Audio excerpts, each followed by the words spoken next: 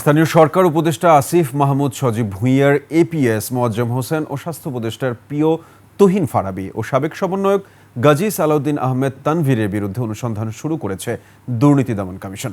দুদক মহাপরিচালক আক্তার হোসেন এ তথ্য জানান। এছাড়া অবৈধ সম্পদ অর্জনের অভিযোগে স্বাস্থ্য প্রকৌশলী অধিদপ্তরের সাবেক তত্ত্বাবধায়ক প্রকৌশলী আনোয়ার আলী ও তার স্ত্রীর বিরুদ্ধে মামলা করেছে দুদক।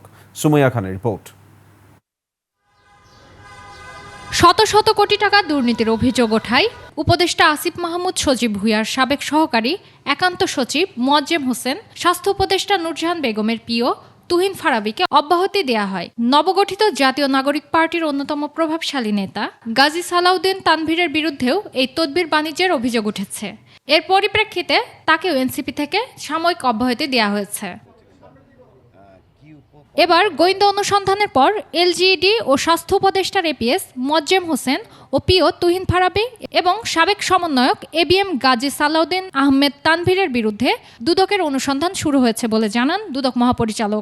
দুজন উপদেষ্টা যে এপিএস পিএস এবং আরও একজনের সমন্বয়কের সাবেক সমন্বয়কের বিরুদ্ধে অনুসন্ধানের সিদ্ধান্ত গৃহীত হয়েছে। স্বাস্থ্য প্রকৌশল অধিদপ্তরের সাবেক তত্ত্বাবধায়ক প্রকৌশলী আনোয়ার আলী ও তার স্ত্রী দিলরুবা আলীর অবৈধ সম্পদের প্রমাণ পাওয়ায় মামলা হয়েছে।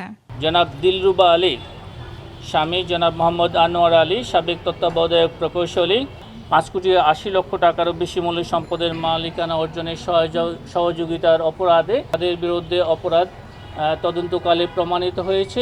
জ্ঞাত আয় বহির্ভূত সম্পদ অর্জনের অভিযোগে টেক্সাস আপিলাত ট্রাইব্যুনালের সাবেক সদস্য রঞ্জিত কুমার তালুকদার ও তার স্ত্রী ঝুমুর মজুমদারের অবৈধ সম্পদের প্রমাণ পাওয়ায় তাদের বিরুদ্ধে আলাদা 2টি মামলা হয়েছে। ঝুমুর মজুমদার স্বামী জনাব রঞ্জিত কুমার তালুকদার 9,16,00,000 টাকারও বেশি মূল্যের সম্পদ অর্জন এবং দখলে রাখার অপরাধ অনুসন্ধানকালে প্রমাণিত হয়েছে। জালিয়াতি ও অর্থ আত্মসাতের অভিযোগে ন্যাশনাল লাইফ ইন্স্যুরেন্সের সাবেক চেয়ারম্যান মুর্শিদ আলম সহ বেঙ্গল কমার্শিয়াল ব্যাংকের 2 কর্মকর্তার নামে মামলা করেছে দুদক।